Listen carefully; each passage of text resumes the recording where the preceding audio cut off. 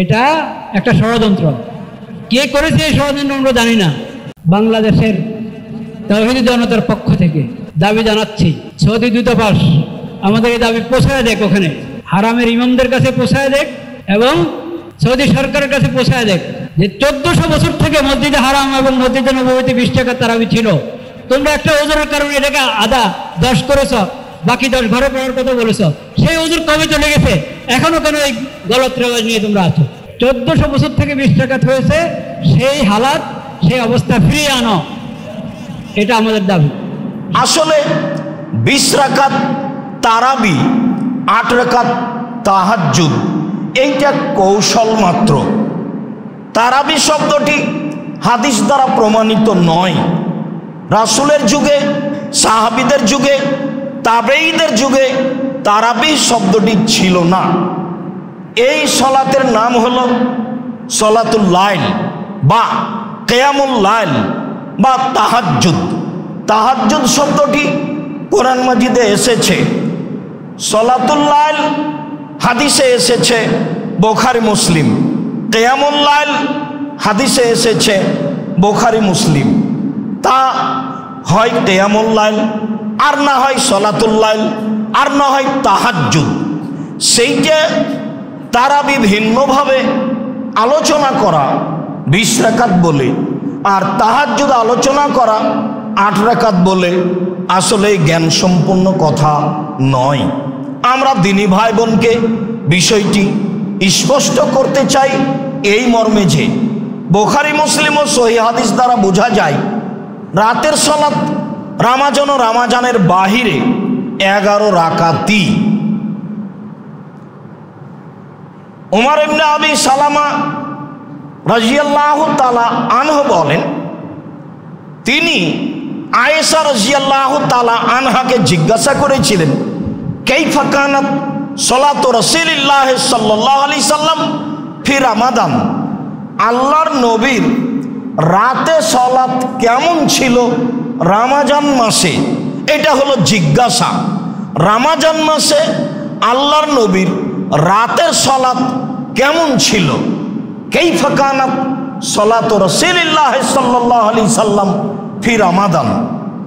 ফাকালাত, আয়েশা রাদিয়াল্লাহু তাআলা আনহা বলেন, মা কানা ইয়াজিদু ফি রমাদানা ওয়ালা ফি গায়রিহি আলা 11 রাকা। আল্লাহর নবী রমজান মাসে এবং অন্য মাসে 11 রাকাতের বেশি সালাত আদায় করেননি, যা রাসূল সাল্লাল্লাহু আলাইহি সাল্লামের স্বাভাবিক নিয়ম।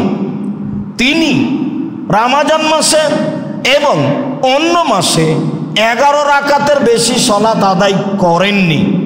রমজান মাসে তারাবির নামে 20 আর তাহাজ্জুদের নামে 8, বিষয়টি ঠিক নয়, যা বুখারী মুসলিমের হাদিসে প্রমাণ হয়। আয়েশা রাদিয়াল্লাহু তাআলা আনহা বলেন, ইসল্লি আরবান, তিনি 4 রাকাত প্রথমে পড়তেন, লা তাসালান হুসনিহিন্না ও তুলিহিন্না, জিজ্ঞাসা করো না তুমি তা ছিল কত সুন্দর, তা ছিল কত লম্বা। জিজ্ঞাসা করো না তুমি তা ছিল কত সুন্দর, তা ছিল কত লম্বা। জিজ্ঞাসা করো না তুমি তা ছিল কত সুন্দর, তা ছিল কত লম্বা। সুম্মা ইসল্লি আরবান, তারপরে তিনি আবার 4 রাকাত পড়তেন, লা তাসালান হুসনিহিন্না ও তুলিহিন্না, জিজ্ঞাসা করো না তুমি তা ছিল কত সুন্দর, তা ছিল কত লম্বা। জিজ্ঞাসা করো না তুমি তা ছিল কত সুন্দর, তা ছিল কত লম্বা। জিজ্ঞাসা করো না তুমি তা ছিল কত সুন্দর, তা ছিল কত লম্বা। সুম্মা ইসল্লি সালাসান, তারপরে তিনি 3 রাকাত বিতির পড়তেন। বুখারী মুসলিম। সম্মানিত দিনী ভাই বোন, 8 রাকাত সালাত তিনি কিভাবে পড়তেন তা অত্র হাদিসে দিনের মতো প্রকাশ পায়, যা লম্বা হবে, দীর্ঘ সময় ধরে হবে। কোরআন মাজিদ মুখস্থ না থাকলে সূরা ইখলাস তো আছে, শতবার বলবো দাঁড়িয়ে, রুকুতে যাব দীর্ঘ সময় থাকব, সিজদায় যাব দীর্ঘ সময় থাকব, 4 রাকাত পড়ব। এরপরে তাসবিহ তাহলিল জিকির আজকার কান্নাকাটি দোয়া, 1 ঘন্টার পরে আবার 4 রাকাত পড়ব, দীর্ঘ সময় ধরে। এই হলো 8 রাকাত, তাতে একবারে রাত পার হয়ে যাবে, এটাই হিসাব। যদি 20 রাকাত পড়ি তাহলে দ্রুত হতে হবে, মানুষ ক্লান্ত হবে, প্রশান্তির সাথে সালাত হবে না, যা আমাদের চোখের সামনে বাস্তবায়ন হয়, আমরা ভালোভাবেই বুঝি। সম্মানিত দিনী ভাই বোন, উমর রাদিয়াল্লাহু তাআলা আনহু 20 রাকাত আদেশ করেছিলেন কথাটি ঠিক নয়, বরং সহিহ হাদিসে বোঝা যায় তিনি 11 রাকাতই আদেশ করেছিলেন। সাইব ইবনে ইয়াজিদ রাদিয়াল্লাহু তাআলা আনহু বলেন, আমারা উমারও উবাই ইবনে কাব আত-তামিম আদ-দারিয়া উমর রাদিয়াল্লাহু তাআলা আনহু উবাই ইবনে কাবকে আর তামিম দারিকে আদেশ করেছিলেন আন ইয়াকুমা লিন-নাসে রামাদানা ফি রামাদানা বে-11 রাকা। উমর রাদিয়াল্লাহু তাআলা আনহু উবাই ইবনে কাবকে আর তামিম দারিকে রমজান মাসে 11 রাকাত সালাত আদায়ের জন্যই আদেশ করেছিলেন। হাদিস সহিহ। সাহাবীগণ বলেন যে একরাউল কারি বিল মিন, শতাধিক আয়াত সম্পূর্ণ সূরাগুলি কারি সাহেব পড়তেন। আমরা ক্লান্ত হয়ে না তামেদো আলাল আসা, শেষ পর্যন্ত দাঁড়িয়ে থাকতে না পেরে লাঠিতে হেলান দিয়ে দাঁড়াতাম। অমা কুন্না নানসারেফ ইল্লা বাদা ফরইল ফাজর, আমাদের এই 8 রাকাত সালাত শেষ হতে ফজর হয়ে আসতো। হাদিস সহিহ। কি সিদ্ধান্ত আপনার আমার? সম্মানিত দিনী ভাই বোন, থাকলো 20 রাকাত, মর্মে হাদিসটি জাল ও জয়ীব। যারা ভারতের বড় বিদ্বান, যাদেরকে ভারতীয় বিদ্বানগণ আকাবের বলেন, যেমন হোসাইন আহমদ মাদানী, যেমন মাওলানা আনোয়ার শাহ কাশ্মীরি রাহিমাহুল্লাহ, তারাও 20 রাকাতের হাদিসকে জয়ীফ ও জাল বলেন যে উমর আদেশ করেছিলেন গ্রহণীয় বর্ণনা ছাড়াই। সম্মানিত দিনী ভাই বোন, আমরা পৃথিবীর বাঙালি, পৃথিবীর দিনী ভাই বোনকে গুরুত্ব সহকারে দীর্ঘ সময় ধরে আল্লাহকে সন্তুষ্ট করার আশায় সুন্দর করে 11 রাকাত 8 রাকাত সালাত আদায়ের জন্যই অনুরোধ জানাচ্ছি। জালজয়ীফ হাদিস বা উমর বলেছেন এমন কথার উপরে আমল না করা থেকে বিরত থাকার জন্যই অনুরোধ জানাচ্ছি। তবে ইমাম মালিক সহ যারা আরও কিছু বলেছেন, তারা বলেছেন এই হাদিস নয়, 20-এর হাদিস নয়, তারা বলেছেন যে রাসূলের পক্ষ থেকে হাদিস আছে সলাতুল লাইলে মাসনা মাসনা, রাতের সলাত 2 রাকাত করে যে যা পারে। তখন ইমাম মালিক বলেছেন তা হোক না কেন 40 রাকাত, 2 করে পড়তেই থাকবে। হ্যাঁ, 2 করে পড়তেই থাকবে, এ কথা তো ঠিক, কিন্তু একাধিক হাদিস দ্বারা প্রমাণিত হয় যে তা 11। অতএব ভালোভাবে সুন্দর করে 11 রাকাত সালাত আদার জন্যই আমাদের পক্ষ থেকে সকল দিনী ভাই বোনকে আন্তরিকভাবে অনুরোধ রইল। আলহামদুলিল্লাহ ওয়াহদা ওয়াসসালাতু ওয়াসসালামু আলা মান লা নাবিয়্যা বাদা। যাকাতুল ফিতর। আব্দুল্লাহ ইবনে উমর রাদিয়াল্লাহু তাআলা আনহু বলেন, ফারাদা রাসূলুল্লাহ সাল্লাল্লাহু আলাইহি সাল্লাম যাকাতাল ফিতরে সাআন মিন শাইরি ওয়া সাআন মিন তামর, 100 জব, 100 খেজুর, আলাল আবদে ওয়াল হুররে ওয়াল যাকারে ওয়াল উনসা ওয়াস সাগীরে ওয়াল কাবীর মিনাল মুসলিমিনা, দাস দাসী, স্বাধীন পুরুষ নারী, ছোট বড় সকল মুসলমানের ওপরে ফেতরা ফরজ। ফকির মিসকিন যা আছে সবকেই ফেতরা দিতে হবে, জরুরি। ও জমা দেখ, তারপরে তাকে বেশি দেওয়া হবে, সেটা ভিন্ন কথা। দাস দাসী পুরুষ নারী সকলের প্রতি ফেতরা ফরজ করেছেন, যা রাসূল সাল্লাল্লাহু আলাইহি ওয়াসাল্লাম বলেন ওয়া আমারা বিহা আন তুআদ্দা ইলা কাবলা খরুজিন নাস ইলা সালাত, এবং মানুষের ঈদের মাঠে যাওয়ার পূর্বে আদায় করে দিয়ে যেতে হবে, এই আদেশ তিনি করেন। সম্মানিত দিনী ভাই বোন, 5-10 বছর 20 বছর আগে আপনাদের পিতা দাদারা যে মাঠে যাওয়ার পূর্বে ফিতরা বের করতেন, এটাই ঠিক। সহিহ হাদিসের ভিত্তিতে 1 দিন বা 2 দিন আগে দেওয়া যায়, যা আব্দুল্লাহ ইবনে উমরের বিবরণে বোঝা যায়। ঈদের 1 দিন আগে বা 2 দিন আগে অবশ্যই 15 রমজান থেকে শুরু হবে, এসব কথা ঠিক নয়। 27 রমজান 25 রমজান শুরু হবে, এই কথা ঠিক নয়। ঈদের মাঠে যাওয়ার পূর্বে দিতে হবে, এ কথাই ঠিক।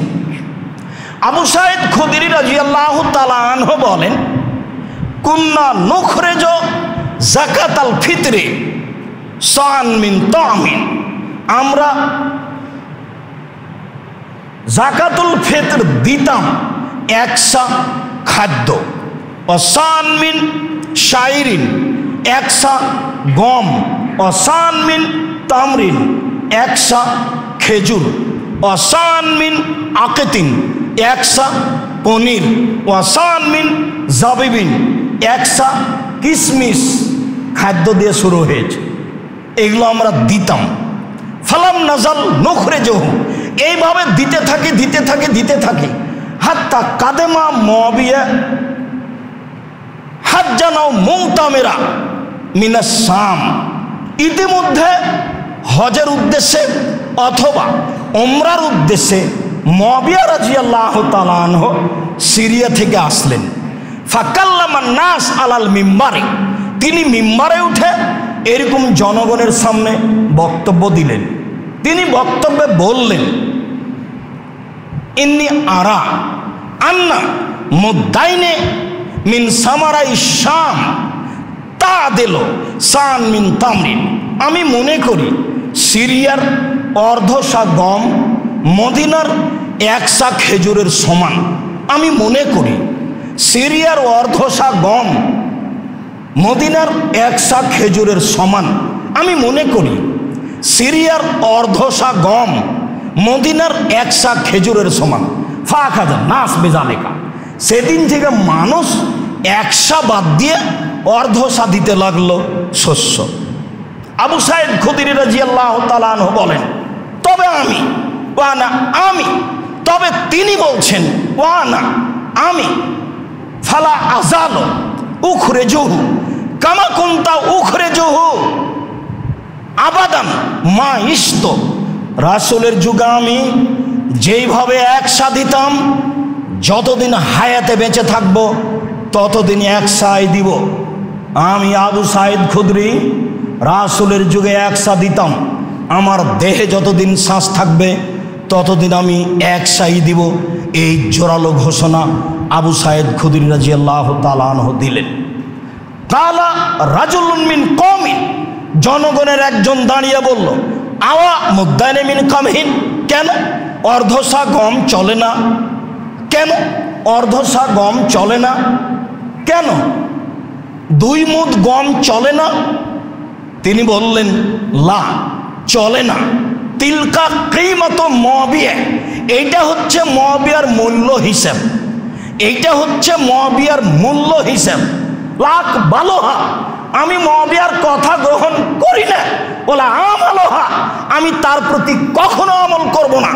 আবু সাঈদ খুদরি রাদিয়াল্লাহু তাআলা আনহু সেদিন জোর দিয়ে ঘোষণা দিয়েছিলেন, চিরদিন রাসূলের যুগে যেভাবে ফিতরা বের করেছি সেভাবেই বের করব। যতদিন দেহে শ্বাস আছে ততদিন পর্যন্ত তার পরিবর্তন করব না। মুআবিয়া রাদিয়াল্লাহু তাআলা আনহুর মূল্য হিসাব গ্রহণ করব না, আমি তার কথা মানব না। এই কথা আবু সাঈদ খুদরি রাদিয়াল্লাহু তাআলা আনহু বললেন। সম্মানিত দিনী ভাই বোন, সা একটা পরিমাপ।